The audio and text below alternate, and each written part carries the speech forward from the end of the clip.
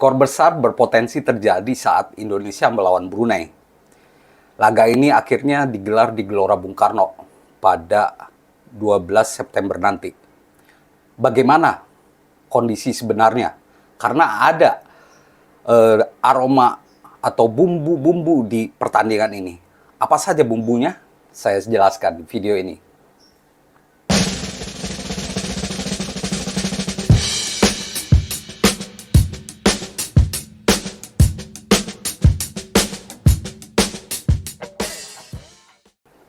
Halo teman-teman semua, jumpa lagi dengan saya Depri Saipullah. Salam sehat selalu ya, salam sejahtera buat semuanya. Indonesia melawan Brunei, ronde atau putaran pertama kualifikasi Piala Dunia 2026. Ini langkah pertama Indonesia menuju mimpi tampil di Piala Dunia 2026 yang akan digelar di 3 negara ya, Meksiko, Amerika Serikat, dan Kanada. Sebuah gebrakan baru. Timnas Indonesia harus masuk di putaran pertama dulu karena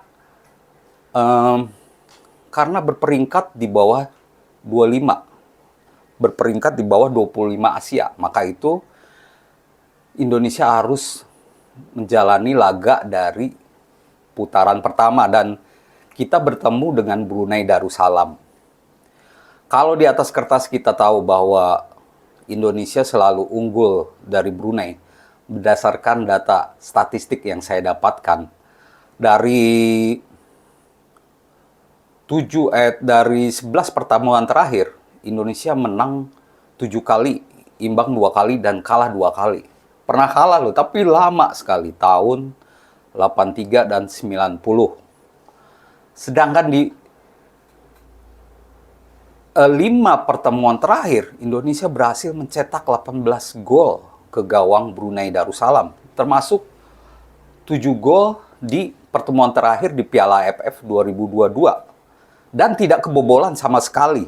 Itulah gambaran kekuatan Indonesia dengan Brunei Darussalam, tetangga kita yang ada di Kalimantan.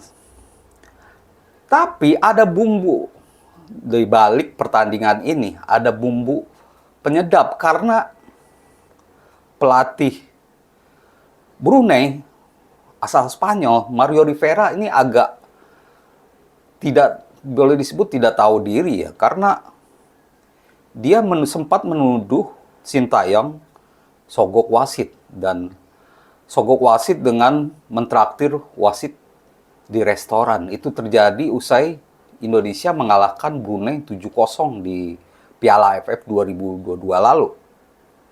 Padahal kita tahu, harusnya Brunei tahu diri lah. Harusnya Brunei introspeksi, permainan mereka belum oke gitu. Dan saat itu Mario Rivera bilang bahwa asisten wasit yang dari Korea sempat berbicara dengan Sintayong di menit ke-5 dan mereka tertawa-tawa. Tuduhan semacam ini tentu tidak masuk akal ya. Untuk menghadapi Brunei saja masa kita harus menyogok wasit. Padahal fakta bahwa Brunei belum bisa selevel dengan Indonesia.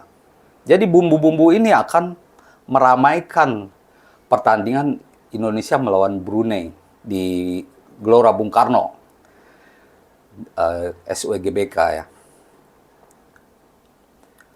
Dan apa yang sepertinya terjadi di pertandingan nanti, saya yakin bahwa STY akan berusaha mempermalukan Mario Rivera.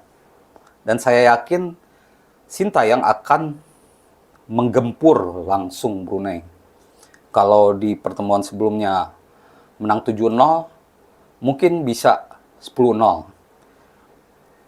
Memang di laga ini ada 2 leg, tapi karena main di kandang, saya yakin bisa tanpa meremehkan lawan ya. Kita bisa menang 10-0 gitu. Dengan taktik yang akurat pastinya ya. Menjelang pertandingan ini STY memanggil 25 pemain. Harusnya ada Ivan Jenner ya, Ivan Jenner. Tapi dia mengalami cedera saat membela ADO Den Haag. Maka itu dia STY hanya memanggil 25 pemain. Herannya tidak menambah pemain. Ada beberapa pemain yang biasanya dipanggil tidak dipanggil di laga ini seperti Adam Alis dan Stefano Lillipali. Padahal kalaupun manggil 26 pemain kan tidak masalah ya. Cuman mungkin Sintayong hanya memanggil pemain yang dirasakan sangat sreg untuk dirinya. Sreg dengan permainannya. Beberapa muka lama memang tidak tampak ya. Selain Stefano Lillipali, Fahrudin Arianto, terus Alfreanda Dewangga juga tidak dipanggil. Ini mungkin jadi bayangan apa pemain-pemain yang dipanggil melawan Brunei ini menjadi bayangan bagaimana formasi atau kekuatan timnas di kualifikasi Piala Dunia dan Piala Asia nanti. Belum lagi tambahan pemain-pemain naturalisasi yang masih akan berdatangan 2 atau 4 pemain mungkin ya. Kita tidak tahu. Tapi ya Indonesia pasti akan habis-habisan di pertandingan ini. Karena sebenarnya skor berapapun asal menang sudah cukup. Tapi kan karena ada bumbu kesombongan dari Mario Rivera, pelatih Brunei yang mencoba perang urat saraf, saya pikir ini menjadikan Sintayong akan serius menghadapi laga ini. Nah, Sintayong juga tentunya tak mau kesempatan untuk berlaga di kualifikasi ini dibuang percuma ya. Soalnya ini sekaligus menjadi persiapan dan juga menambah poin di ranking FIFA. Karena itu, walaupun melawan tim yang lebih lemah, ini kesempatan yang baik untuk pemain-pemain semakin memperbaiki menambah chemistry antara pemain ya. Bagaimana bermain untuk menghadapi putaran kedua. Kita mungkin berharap bisa tanpa mendahului hasil ya. Kita berharap bisa melaju ke putaran 2 yang nantinya akan berada di grup D kalau nggak salah. Kita akan bersatu grup dengan Irak, Filipina, dan Vietnam. Nah, putaran 2 tentu lebih krusial. Kita akan menghadapi Irak, Vietnam, dan Filipina. Kalau dilihat dari lawannya, Irak saja yang mungkin merepotkan, tapi itu pun kita tidak takut karena sudah terbiasa main dengan negara-negara Arab ya, seperti di kualifikasi Piala Asia lalu. Kembali menghadapi Brunei, saya pikir ada beberapa formasi yang akan dicoba oleh Sintayong karena hebatnya dia semua diaspora kecuali Ivan Jenner bisa tampil di laga nanti.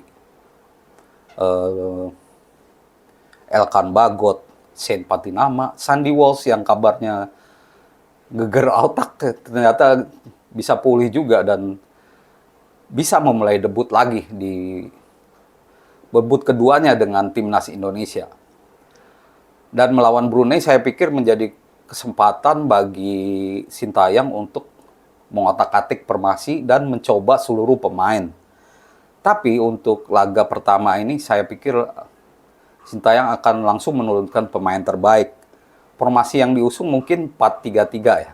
Kalau prediksi saya, kalau 4-3-3 ada Hernando Ari di posisi kiper, Asnawi di kanan, Jordi Amat, Elkan Bagot, Pratama Arhan, Marcelino, Arkan Fikri, Mark di tengah, dan depan Yakob Sayuri, Ramadan Sananta, dan Witan. Ini bisa berubah, karena semua pemain yang dipanggil bagus ya. Rafael Struijk juga mungkin dapat kesempatan jadi starter. Tapi karena harus ada pemilih pergantian pemain, bisa saja Ramadan Sananta dulu atau Rafael Struijk dulu sebagai starter. Kalau dua-duanya main, maka formasi jadi 4-4-2 dan Yakob Sayuri mundur ke tengah. Ramadan Sananta akan tandem dengan Rafael Struijk di lini depan.